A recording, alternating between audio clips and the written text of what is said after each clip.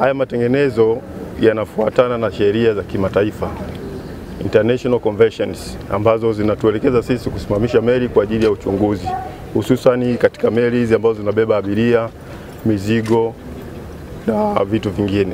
Kwa hivyo ni sheria ambazo zilitusababisha mpaka sisi tukasimamisha meli, lakini mbali na hapo tu tulikuwa tunahitajika kuisimamisha meli kila baada ya miaka 2.5. Tunasema intermediate survey. Intermediate survey ni kila baada ya miaka 2.5 meli lazima isimame iweze kukaguliwa, kwa sababu inabeba watu na mizigo, ukizingatia watu wana maisha yao. Kwa hivyo kwa usalama zaidi ni lazima meli tuisimamishe. Lakini pia meli ilikuwa inahitaji kutengenezwa, lakini pia meli ilikuwa inahitaji marekebisho katika upande wa propela. Propela ilikuwa ina hitilafu kidogo. Sasa tukaona ni vyema tukaisimamisha, tukafanya matengenezo makubwa kuanzia mwanzo mpaka mwisho, ili kusudi kama meli itakaporudi basi irudi mpya kama tulivyofanya sasa hizi. Tumetumia almost kama miezi 2 kwa kuhakikisha hii meli irudi standard, kwa sababu tunaenda kuanza kubeba watu. Mimi naitwa Anselm Namara, ni mkuu wa kitengo cha masoko na uhusiano kwa umma wa kampuni ya Meli Tanzania ama Tashiko.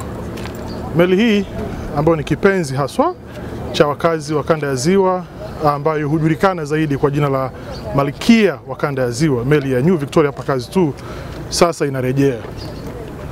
New Victoria hapa kazi tu sasa inarejea, na inarejea Alhamisi hii tarehe 22 mwezi wa 5 2023, iking'oa nanga bandari ya Mwanza kuelekea Bukoba kupitia bandari ya Kemondo. Na hii ni baada ya matengenezo ya takribani miezi 2. Sasa inarejea kama ilivyoelezwa mwanzo katika spidi mpya, lakini inarejea ikiwa imenakshiwa. Ndugu wanahabari, mmeingia kwenye meli, mmeona sasa viti viko vimerekebishwa, viko vizuri zaidi. Upande wa sehemu ya burudani imerekebishwa, iko vizuri zaidi. Kwa majina anaitwa Michael Lushinge Masanja au Smart kama ilivyozoeleka, ni mwenyekiti wa Chama cha Mapinduzi mkoa wa Mwanza. Niwashukuruni sana jinsi mlivyoniahidi kwamba meli itakamilika muda sio mrefu na itaanza kutoa huduma.